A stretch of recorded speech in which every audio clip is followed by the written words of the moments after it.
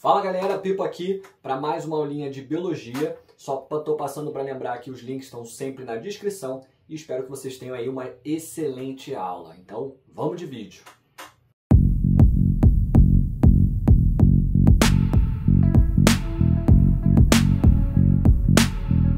De biologia, hoje o tópico vai ser aula de número 8, poluição do ar. Então a gente está terminando a ecologia, falta mais uma aulinha depois dessa. E hoje o tópico é um tópico muito importante pensando no vestibular, uma vez que a poluição atmosférica é a segunda forma de poluição mais presente no vestibular e uma das formas que mais nos assusta, talvez o maior desafio da nossa geração como um todo, tá?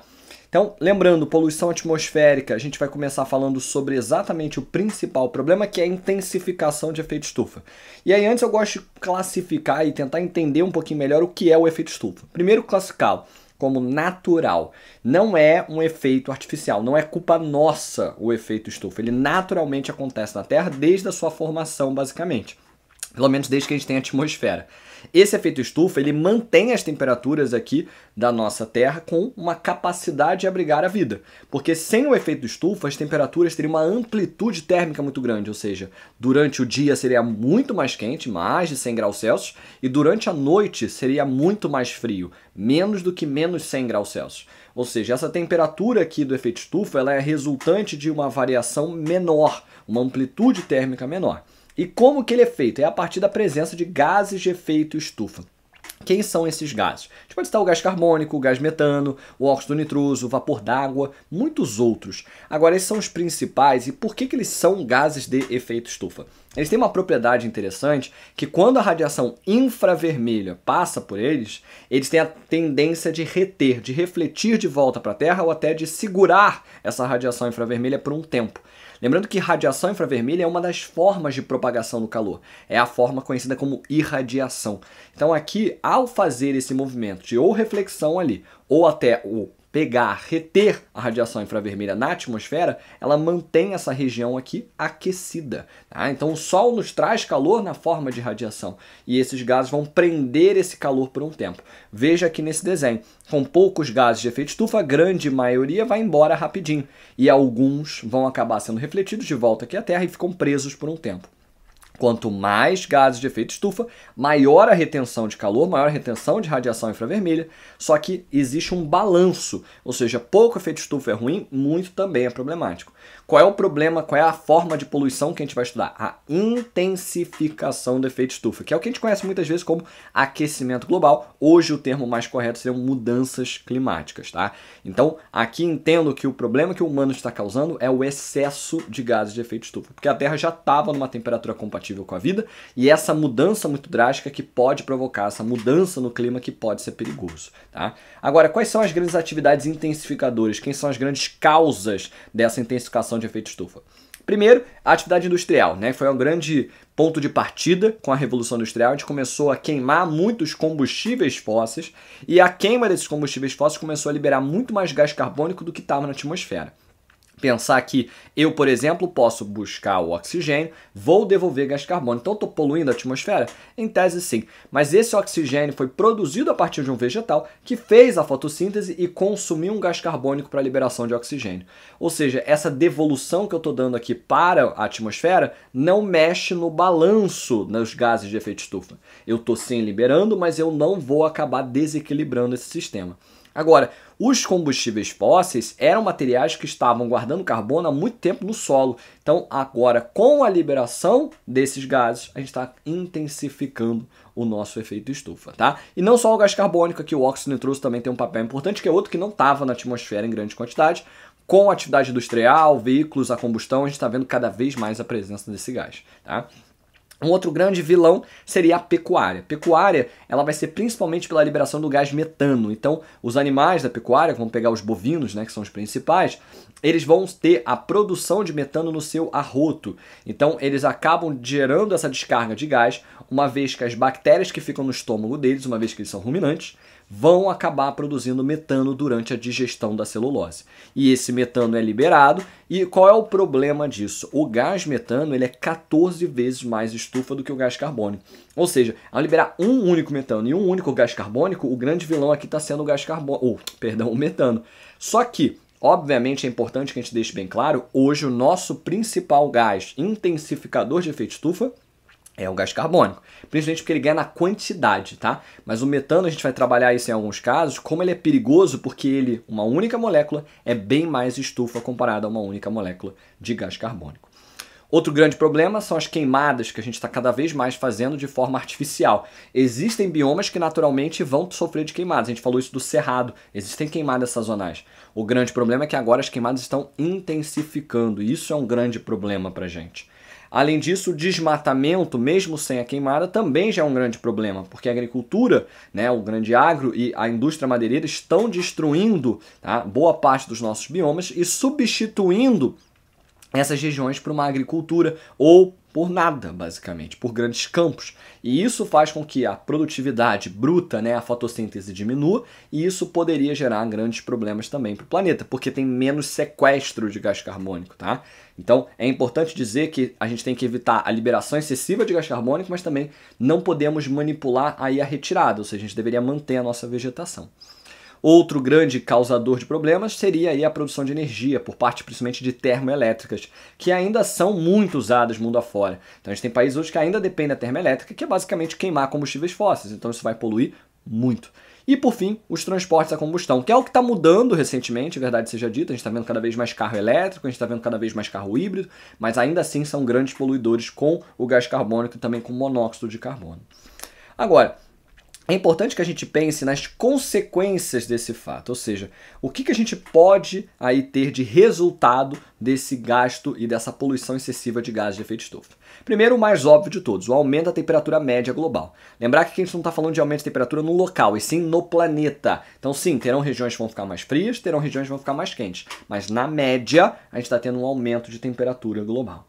E isso faz com que a gente tenha o resultado que a gente chama de aquecimento global, que não necessariamente vai gerar o aquecimento de todo o planeta, mas sim vai gerar um clima mais imprevisível, mais instável, com eventos adversos, eventos grandes como furacões, tornados, mais presentes, mais comuns. Então aqui no Brasil, por exemplo, a gente está se acostumando a praticamente todo ano, em janeiro, ter uma grande chuva que, assim, destrói uma cidade como um todo. Recentemente teve Porto Alegre, já teve Petrópolis e muito mais. E a gente vai ver que essas grandes chuvas até aconteciam no passado. Então não é uma novidade, mas a intensidade pode ter aumentado e principalmente a frequência. Então antes a gente tinha um evento como esse, mas era uma vez a cada 10 anos, uma vez a cada 20 anos. E hoje em dia está cada vez mais presente no nosso cotidiano. Esse é o grande perigo do que, por isso a gente vai chamar de mudanças climáticas. Ao mudar um clima em 1 grau Celsius, o tempo fica muito mais imprevisível. Então são mudanças singelas num período global que vão acabar causando esses grandes problemas.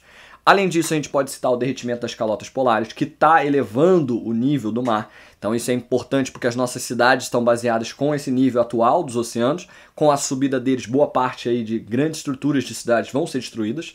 Isso é uma das coisas que pelo menos está gerando um pouco de alerta, né? Então a gente vê projeções da ilha de Manhattan, lá em Nova York, sendo engolida em parte pela água. Isso pelo menos vai gerar um certo tipo de compaixão, infelizmente, de algumas pessoas que não olham para o planeta como um todo, olham principalmente para grandes polos, e vão acabar vendo que até eles vão sofrer isso, talvez façam que haja uma mudança mais global, o que é a nossa torcida, obviamente, tá? Porque a gente precisa mudar o quanto antes. E aqui deixar claro, muita gente fala do chamado tipping point, que a gente já passou do ponto de virada. Isso talvez até seja verdade para muitos cientistas. Não quer dizer que a gente tem que parar de tentar conter esse problema da intensificação do efeito estufa, porque se a gente continuar poluindo igual, o problema vai ser ainda maior. Então a gente já vai ter que lidar com problemas das nossas ações, mas é importante a gente reduzir a chance desse problema ser tão grave assim. Além disso, a gente vai ter um aumento dos eventos extremos climáticos, então a gente já está vendo tempestades horrorosas, a gente vê eventos que não aconteciam tanto, queimadas, por exemplo, lá nos Estados Unidos que duravam um período, agora estão durando o ano inteiro, não param nunca mais. A gente vê uma perda de biodiversidade, porque com essas tempestades, queimadas e muitos eventos adversos, a gente vê perdas de ecossistemas que não são recuperados, então todos os seres vivos que ali viviam acabam extintos muitas vezes. E a gente vê populações desabrigadas, tá? Os chamados refugiados do clima. Então hoje, para quem não conhece, tem um país ali na Oceania chamado de Tuvalu, que já não emite mais passaporte, que já não emite mais cidadania, porque a elevação do nível do mar está fazendo com que futuramente, nos próximos 100 anos, aquele país não exista mais. E aí não faz sentido a pessoa sendo cidadã de lá, porque ela vai acabar perdendo esse título eventualmente quando esse país desaparecer. Olha o nível de loucura. Ah, mas é Tuvalu, é pequenininho. Sim, isso é o começo. Imagina o que a gente vai ter daqui a um tempo. E é importante pensar que se a gente está falando de refugiados do clima, olha como é o clima instável geopolítico hoje para receber refugiados, para receber imigrantes. Imagina se essas pessoas não tiverem lugar para ficar. Porque na guerra já é um grande problema que a pessoa precisa sair de lá para que ela se mantenha viva. Aqui ela não tem nem lugar. Essas pessoas de Tuvalu estão perdendo suas próprias casas, tá? O que é um fenômeno muito complicado. Agora, o que fazer para evitar esse grande problema é o que a gente vai falar em sequência. Antes eu quero passar e lembrar vocês do branqueamento de corais, que a gente conversa lá em sistemática quando eu estou falando dos quinidários. Lembrar que os corais são quinidários aí cesses que vivem presos ao substrato e que são muito diversos. Veja a cor desses seres aqui. Lembrando que as cores estão associadas às algas que vivem dentro deles. E a poluição atmosférica, em especial o excesso de gás carbônico na atmosfera, está levando à morte dessas algas e o branqueamento desses corais, que pode matá-los depois caso eles não consigam uma nova alga. Lembrando que esse excesso de gás carbônico, primeiro, aquece a atmosfera e com isso aquece a água, e também acaba tendo uma entrada muito grande de gás carbônico que acaba formando na água o ácido carbônico. E esse pH um pouco mais ácido é bem problemático e letal para essas algas, o que pode levar novamente aí à morte desses corais. Agora, em relação às soluções, a gente vai lá falar um pouquinho de cada evento, né? Então, em relação às indústrias, é muito importante a colocação de filtros nas indústrias. A gente vê que é possível, muitas vezes eles não querem fazer porque não gera dinheiro. Em alguns casos, a retenção de filtros pode gerar aí um subproduto para a agricultura, fertilizante, e nisso, em geral, as indústrias já estão aplicando. Agora, em certos casos, não gera nenhum subproduto muito rentável, mas deve ser feito. Então, por exemplo, a gente tem liberação de gás carbônico em termoelétrica, em várias outras indústrias poluidoras, e a gente pode hoje transformar esse gás carbônico, junto ao cálcio, numa rocha calcária. A Islândia já faz isso há um tempo. Só que é um processo que gera um custo financeiro e gera como subproduto uma pedra, que em geral eles usam lá como cascalho, para botar no solo ali. Não é algo muito rentável, ninguém vai comprar esse cascalho, obviamente, mas é necessário para evitar a poluição excessiva. Deveria ser um trabalho dessas empresas que são donas dessas indústrias, tá?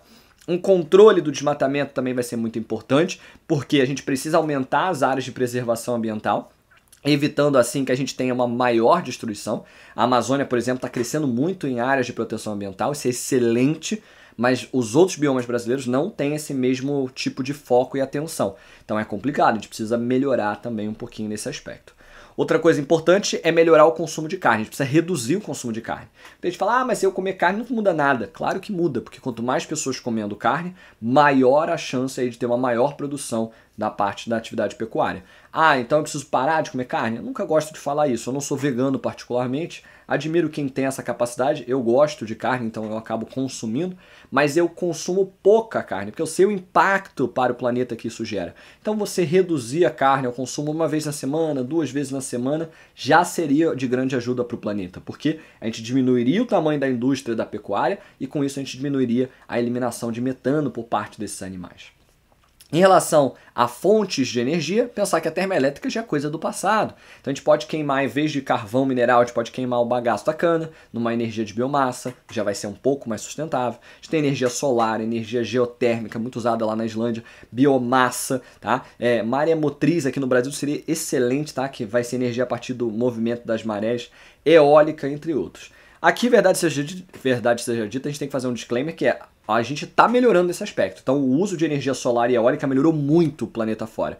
Então, acaba sendo importante a gente dar esse crédito, mas isso muitas vezes está associado justamente à valorização. Então, hoje, o custo para você colocar um painel solar ou uma pequena usina eólica barateou muito, o que é bom, porque as pessoas estão se incentivando a fazer mais. Hoje em dia, quem tem casa própria, muitas vezes casa mesmo no apartamento, é até mais vantajoso você botar um painel solar do que continuar pagando conta de luz. Então vejam como as coisas mudaram e é ótimo, porque foi um incentivo do governo, foi um incentivo de pessoas pioneiras que fez com que a gente barateasse o custo desses painéis, tá bom? E por fim, o desenvolvimento aí de transportes menos poluentes, isso a gente já está fazendo. Então aqui no Brasil a gente tem um reforço muito grande do biocombustível, que é o álcool. Dizem, inclusive, que já tem várias montadoras aí de automóveis que já estão planejando carros somente a álcool, que seria legal pra caramba. Já temos muitos carros híbridos, que é uma solução muito inteligente, porque reduz muito o consumo. Só para você entender, um carro comum desse aí popular vai gastar uns 12 km por litro. Um carro aí híbrido já vai estar na faixa dos 18, 19 km por litro, ou seja, ele vai rodar mais com menos. Sendo assim, ele queima menos combustíveis fósseis ou o etanol, que seria o ideal, e com isso vai levar a menor poluição atmosférica, tá? E além disso, temos os carros elétricos, mas eles geram outro problema de bateria, tá? O híbrido hoje em dia dizem ser a melhor solução, porque a bateria é menor, ela vai durar mais, e aí com isso você tem menos descarte ali de metais como o lítio no solo, que podem ser também poluidores. Mas a gente vai falar de poluição do solo depois. Vamos lá para a segunda forma de poluição atmosférica. Aqui, se a gente parte da intensificação de efeito estufa, que é um grande problema nosso, a destruição da camada de ozônio ela mostra uma grande solução criada pela nossa sociedade. Então a gente tinha um problema gigantesco nas nossas mãos, foi feito vários acordos e hoje a gente solucionou esse problema. Para não dizer que solucionou, está solucionando. A decisão já foi tomada, o que tinha que ser feito já foi feito, mas está renovando a nossa camada de ozônio. Então, para começo de conversa, quem é a camada de ozônio? É uma camada feita de um gás, O3, ozônio, que é capaz de filtrar o excesso de radiação ultravioleta. Lembrando que o Sol ele emite 3 radiações: infravermelha, ultravioleta e a luz visível. A luz visível não faz mal para ninguém, para a gente enxergar. O ultravioleta é extremamente mutagênico, ele promove mutações e pode levar a câncer, tá? E o infravermelho é o que mantém aquecido. Então o infravermelho tem a ver com intensificação de efeito estufa, não confundir com camada de ozônio, que tem a ver com radiação ultravioleta, tá? É muito comum vocês confundirem os dois e é importante que vocês não façam essa confusão. Então, a camada de ozônio, estando bem, ela deveria reter a maior parte da radiação ultravioleta, chegaria pouco aqui, a ponto que não ia nos matar com facilidade, levando a câncer de pele, cegueira e até a destruição da fotossíntese, tá? Então, em tese, estava tudo muito bem. O problema foi que a gente criou um gás que era muito usado em refrigerador, estou falando de ar-condicionado e geladeira, e também em aerossol, aqueles sprayzinhos tipo de desodorante, que era chamado de CFC. Clorofluorcarbonetos. Eles tinham uma importância grande ali para a composição deles, principalmente nos refrigeradores, porque ele tinha uma propriedade que conseguia fazer essa troca de calor mais rápido. E isso fez com que eles ficassem mainstream, eles foram para tudo que é lugar e era muito usado.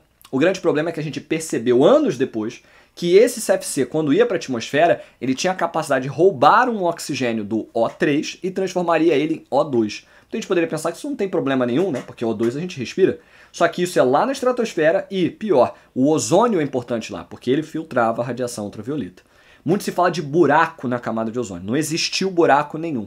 Mas a camada de ozônio, que era bem grossa, bem espessa, ela ficou mais fina em determinadas regiões. E mais fina, ela acaba levando a uma maior passagem de radiação ultravioleta. E a gente viu esses danos aqui na população e no planeta como um todo. Quais eram as principais consequências desse evento? As consequências poderiam ser 3 mais famosas. Então, o aumento no número de câncer de pele, né, que são as células mais expostas. Então, a gente está falando aqui de melanoma, principalmente, e também de câncer basocelular, que são essas células epidérmicas aqui que ficam expostas. A gente também teve um aumento, tá, aí na cegueira, uma vez que danificava a retina e poderia levar a pessoa e animais à cegueira. E também havia uma redução na fotossíntese. Então, o excesso de radiação ultravioleta dificultava o trabalho da clorofila, que acabava muitas vezes não liberando o elétron corretamente, e com isso não havia fase clara correta para a produção de alimento por parte dos vegetais. Então, era um problema gigantesco. Tá? E como que a gente solucionou isso? Isso chega de acordo com o nosso Acordo de Montreal. Ficou acordo 2 vezes, perdão. Esse Acordo de Montreal foi um acordo importante porque ele juntou vários países, a maioria dos países do planeta, que acordaram em cessar completamente a produção do gás CFC. Então, nada que usava CFC poderia mais ser produzido dessa forma. E a gente acordou que deveríamos buscar substitutos viáveis. Verdade seja dita, muita gente assinou meio cético, não queria assinar, até porque afetaria a indústria. Óbvio que é um momento diferente, geladeira as pessoas já estavam começando a ter, isso aqui é a década de 80, tá? Para a década de 90. A gente estava vendo, sim, muita gente já com refrigerador, mas ar-condicionado não é uma coisa comum em todos os países. Então, por isso que talvez não foi um problema tão grande. Mas a grande sorte é que a gente achou rápido um substituto para esse CFC. E aí, com isso, a gente conseguiu banir o CFC de qualquer produto produzido pela indústria, tá? Isso foi sensacional e mostrou o nosso poder de sociedade de resolução de problemas grandes. Óbvio que a gente ainda tem muito a melhorar, vídeo que a gente ainda está lidando com a intensificação de efeito estufa. Um problema que a gente já sabe há anos e tem muita gente que nega a existência do problema, tá? Agora, esses CFCs, obviamente, eles não estão mais presentes, então, inclusive, se você comprar qualquer desodorante de aerossol, você vai ver lá na embalagem, porque por lei precisa dizer que não contém CFC. E ar-condicionados aí pós-Acordo de Montreal também não vão ter, bem como geladeiras. Deve ter um CFC ou outro? Deve ter. A verdade é que tem aí esses aparelhos muito velhos, eles ainda podem liberar esse gás. Agora, pouco provável que tenham muitos. E além disso, vale dizer que esse banimento aí, mundo afora, ele acabou depois também ampliando para os outros países que de início não toparam. E desde então a nossa camada de ozônio ela está espessando. Dizem que falta mais ou menos uns 40 anos aí, tá? Dizem, no caso pesquisas, dizem que faltam uns 40 anos a 50 anos para que ela volte à normalidade, volte à espessura original. Então a gente já está sofrendo há um tempo aí com excesso de radiação ultravioleta e continuamos. O que reforça a ideia, passem protetor, por favor. O ideal seria sempre que sai de casa, tá? Principalmente para quem trabalha na rua, porque acaba pegando muito sol. Para quem trabalha em locais fechados, aí é importante passar, mas eu entendo que muita gente não passa, até por uma questão de custo, tá? Então isso tem também o seu peso na sociedade. Agora vamos lá para a próxima forma de poluição atmosférica. Aqui tá só trocadinha a ordem, vou passar aqui e a gente já volta lá. Chuvas ácidas. Chuvas ácidas são uma das formas mais cobradas em vestibular, as pessoas adoram cobrar isso.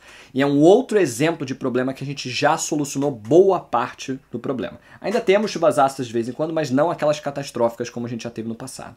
Primeiro, o que é uma chuva ácida? É uma chuva que contém ácidos derivados principalmente do enxofre e do nitrogênio, em especial o ácido nítrico e o ácido sulfúrico, tá? Que são os dois ácidos mais perigosos porque são ácidos fortes, tá? De acordo com a química. Então esses ácidos têm a habilidade de corroer tecidos vegetais, corroer a pele de animais e corroer também nossos monumentos públicos, prédios e muito mais. Então, são chuvas que são formadas a partir da liberação de compostos derivados de enxofre e nitrogênio. Em especial, a indústria aí que queima combustíveis fósseis, bem como um dos nossos carros que queimam combustíveis fósseis, liberam dois tipos de dióxidos. O dióxido de enxofre e o dióxido de nitrogênio. Eles, combinados à água na atmosfera, eles acabam formando aí o ácido sulfúrico e o ácido nítrico.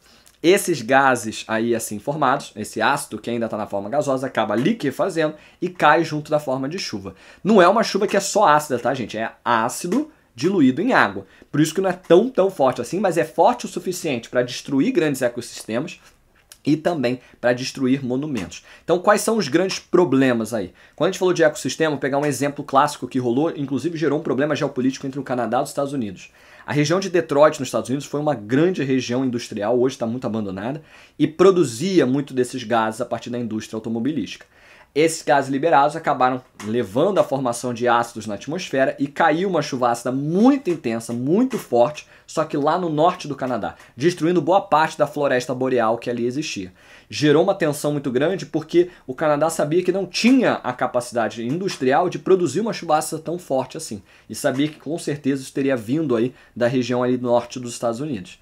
Isso gerou uma certa tensão e é interessante você pensar isso, porque a chuva ela não cai exatamente onde foi a poluição. Ela geralmente vai cair numa região próxima ou até um pouco mais distante da região onde houve a poluição. Então gera até esse debate. Além disso, quando cai numa região urbana, também é muito destrutivo. Então a gente tem destruição de esculturas que ficavam em locais públicos, destruição de estruturas urbanas como prédios, carros e muito mais. A ponto que na Itália era muito comum as esculturas ficarem na rua. E durante esse período aí no começo dos anos 90 e tal, onde a gente teve muitas chuvas ácidas acontecendo, antes da gente resolver o problema de fato, as pessoas começaram a tirar essas esculturas da rua e começaram a colocar dentro de museus, que eram pagos. Houve uma revolta até da própria população porque isso gerou um grande problema assim cultural. As pessoas pararam de ter acesso à cultura justamente por causa de chuva ácida que deveria ser controlado pelas indústrias, tá? Hoje algumas esculturas foram devolvidas para a rua. Eu entendo a questão da preservação, mas isso mostra o impacto aí que a gente estava causando até para a cultura de uma população. Em relação às soluções, foi bem simples até, porque como eu falei, aqui a gente já deu essa palhinha lá em intensificação de efeito estufa, tinha um interesse econômico. A solução aqui era basicamente você colocar filtros nas indústrias. A retenção desse dióxido de enxofre, desse dióxido de nitrogênio, ela poderia ser interessante porque esses elementos podem ser usados na produção de fertilizantes artificiais. Então, eles botaram os filtros, retinham essas partículas, transformavam em fertilizantes e vendiam para a agricultura. Então foi rentável para as indústrias e foi excelente para o planeta, porque levou a menos chuvas ácidas, tá bom? E para fechar, a gente vai falar da inversão térmica, que não é uma forma de poluição, tá? Isso aqui é um processo natural que pode gerar um problema de poluição em cidades grandes, tá? Esse processo de inversão térmica, como é que funciona?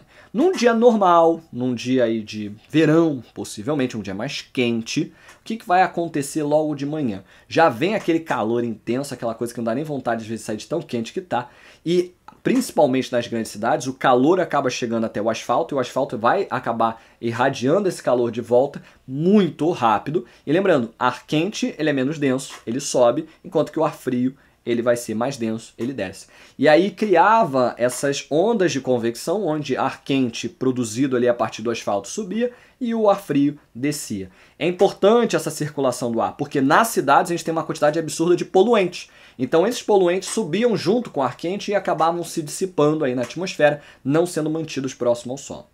Agora, num dia frio, especial no começo do dia, o calor que está sendo emanecido a partir do sol não é tão intenso a ponto de aquecer o asfalto. E aí o que aconteceu é o seguinte, o ar que era ali formado era um ar quente, mas não tão quente quanto a camada que estava acima. Então veja que esse ar aqui, que seria um ar mais ou menos morno, eu sei que aqui está frio, mas é como se fosse um mornozinho, ela acabava ficando preso embaixo dessa parte aqui, dessa camada de ar quente. Por quê? Ele não era pouco denso o suficiente para subir. E aí acabava que ele acabava ficando preso e retendo partículas aí de poeira, partículas de poluentes na região próximo ao solo. E aí a gente acabava tendo um aumento de alergias, né? Rinite ataca de todo mundo, a gente poderia ter um aumento também de enfisema, que seria o acúmulo dessas partículas nos nossos alvéolos, criando camadas grossas, dificultando a respiração. E a gente tinha a criação, inclusive, de uma nuvem de poluentes, que a gente chama de smog, que vem da palavra smoke e fog juntas, colabadas. Smoke vem de fumaça e fog vem de neblina, então uma neblina de fumaça poluente. Esse nome acabou ficando famoso principalmente lá em Londres, na época da Revolução Industrial, porque a poluição atmosférica era tão intensa e aí ficava uma nuvem escura, cinza de poluentes, que levou muitas pessoas à morte, tá? Era nesse nível a poluição. E, obviamente, isso gerou todo um acordo na cidade e a prefeitura da cidade baniu as indústrias, eventualmente, daquele grande círculo de Londres. Hoje, inclusive, aquele círculo ali tem um dos ares mais limpos que existem no planeta, porque não tem quase nenhuma poluição. Quase não entra carro, só pode os táxis e quase não há indústria. Quase não. 000, tá? Agora, é importante entender que esses gases que estão sendo liberados aí são os clássicos gases, gás carbônico, monóxido, que vão se combinar à água e formar essa nuvem de poluentes. Forma essa nuvem acinzentada. Esse, pelo menos, é o smog mais clássico, que é o smog industrial. Esse está sendo resolvido em várias cidades, reduzindo a industrialização nos grandes centros. Agora, a gente tem um outro tipo de smog, que é o fotoquímico, que esse vai acabar se combinando, principalmente o monóxido de carbono que o carro libera, com óxidos nitrosos, tá? O óxido nitroso, que também é liberado de escapamento de carro, ele combinado a outros gases mais voláteis, ele pode levar essa fumaça aí, que é um misto de vapor d'água com poluentes, que é mais amarelada. Ela é até esquisita, porque as pessoas às vezes tomam um susto. A primeira vez que teve esse evento de smog em Los Angeles, as pessoas acharam que era uma guerra química. Tá? As pessoas realmente estavam achando que foi uma bomba que foi ali liberada. E não, era o smog, resultado do uso excessivo de carros. Né? Para quem viu La La Land, vê que é um trânsito absurdo lá, constantemente. Isso em vários outros filmes também são retratados. Então, esse tipo de smog, ele acaba sendo causado principalmente pela poluição da cidade, a poluição urbana, combinada com o sol. Por isso o nome fotoquímico, porque a luz e a radiação ultravioleta é que ativa essa reação química e aí com isso a gente tem essa formação. Causa uma irritação absurda ocular e pode levar a danos respiratórios. Também pode levar à morte, depende da intensidade desse fenômeno, tá bom? Bom, por hoje é só, a gente segue depois para a última aulinha, né, que a gente vai fechar aí a ecologia, tá bom? Até a próxima, um grande abraço e valeu!